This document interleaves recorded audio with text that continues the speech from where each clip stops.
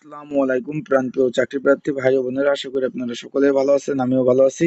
জেলা প্রশাসক কার্যালয় নরসিংদীর কিন্তু আপনার পরীক্ষা কিন্তু আগামী 5 তারিখ হতে যাচ্ছে।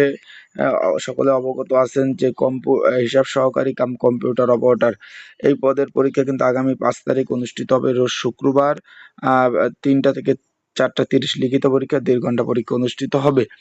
এখন এই পদের জন্য একটি সংক্ষিপ্ত সাজেশন রয়েছে, সেটা কিভাবে পাবেন, কতটুকু কমন উপযোগী হবে সেই বিষয় নিয়ে আজকে আপনাদের মাঝে আলোচনা করার চেষ্টা করব এবং পড়লে কতটুকু কমন পাবেন সকল বিষয় নিয়ে আলোচনা করার চেষ্টা করব। তাই আপনারা যারা আমার ইউটিউব চ্যানেল থেকে ভিডিওটা দেখতেছেন, অবশ্যই আমার ইউটিউব চ্যানেলটা সাবস্ক্রাইব করে রাখেন, ফেসবুক পেজ থেকে ভিডিওটা দেখলে ফলো করে রাখেন এবং যারা এখন আমার ফেসবুক পেজটা খুঁজে পান নাই তারা অবশ্যই আমার ফেসবুক পেজটার লিংক আমার ডিসক্রিপশন বক্সে দেওয়া আছে, সেই লিংক দেখে আপনারা কিন্তু পেজটা খুঁজে আপনারা কিন্তু ফলো করে রাখতে পারেন। এখন এই যে হিসাব সহকারী কাম কম্পিউটার অপারেটর এই পদের যে নিয়োগটা প্রকাশ করা হয়েছে সেটা কিন্তু 2024 সালের নিয়োগ। সেটা কিন্তু 2024 সালের নিয়োগ। এটা পরীক্ষা হতে যাচ্ছে 5/7/2024 তারিখ।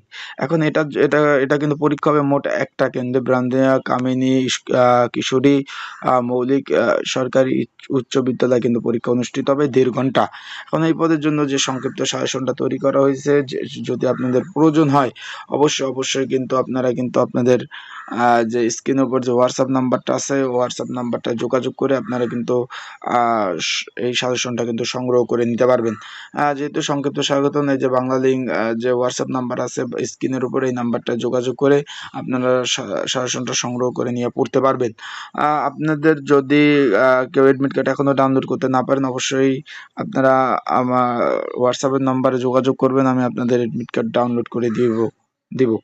আর পরীক্ষা কিন্তু যেহেতু 3টা বাজে হবে, একটু আগে যাওয়ার চেষ্টা করবেন, আধা ঘন্টা আগে গিয়ে সিট প্ল্যান খুঁজতে হবে।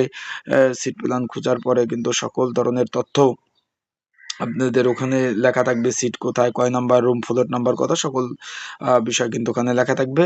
আর অবশ্যই আপনারা কিন্তু প্রয়োজনীয় যে কলম এডমিট কার্ড এটা কিন্তু নিয়ে যাবেন। প্রয়োজনীয় যে কলম এডমিট কার্ড এটা কিন্তু আপনারা নিয়ে যাবেন।